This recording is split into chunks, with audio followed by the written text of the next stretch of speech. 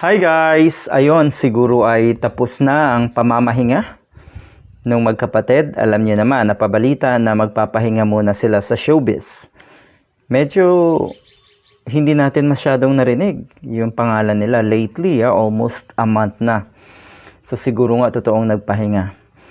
At eto, babalik pa talaga etong talk show ni Tony Gonzaga. Nung eto po ay nasa daytime, talagang hindi nakausad.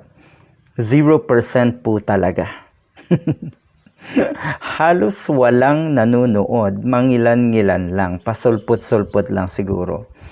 Okay, so ngayon, abay, lakas ng loob, ito yung totoong walang kadala-dala. Sa daytime nga, ay 0% pa kayo, ngayon naman po ay ilalagay sa prime time. At ang magiging katapat ay ang mga bigating Ironheart at Dirty Linen na mga serye ng ABS-CBN bukod sa Batang Quiapo. Etong dalawang ito ay namamayagpag din po. Grabe, alam nyo, pag pinanood nyo, lalo na po yung Dirty Linen, sabi ko, grabe talaga tong ABS-CBN. Ito yung mga pantapat na serye sa mga Korean series. 'Di ba? Talagang tapat na tapat. Baka nga maungusan pa ang galing ng mga K-drama or Korean series na itong Dirty Linen, Ironheart at syempre nga, naandyan na po yung Batang Quiapo. Talagang nakakabilib. Nagbibigay po talaga ng karangalan sa ating bansa. Siguro after a year, etong mga serye na ito ay mapapanood na rin sa iba't ibang lupalop, sa iba't ibang panig ng mundo. Katulad ng mga nakaraang shows ng ABS-CBN. Lakas ng loob, itatapat dito sa mga ganitong programa. Tignan nyo po kung gaano kataas ang ratings. Gaano rin po kataas ng concurrent viewers netong Ironheart at Dirty Linen. Grabe, ang ganda talaga. Alright, so eto, 0% sa daytime ilalagay sa prime time.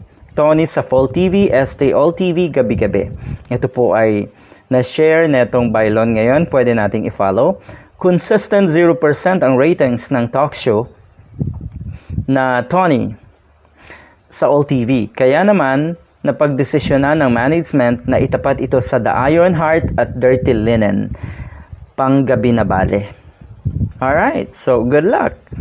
Buti naman at kahit papano, merong paraang ginagawa. Siguro ito ay another experimental.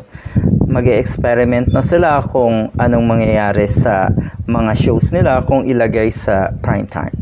Ganun Ang ibig sabihin, kayo po ay hindi pa kayang or hindi nyo pa po kayang makipagsabayan. Napakalayo pa po. Dahil ulitin ko, yung mga ginagawa nyo po, nag-e-experiment pa lang kayo. Alright?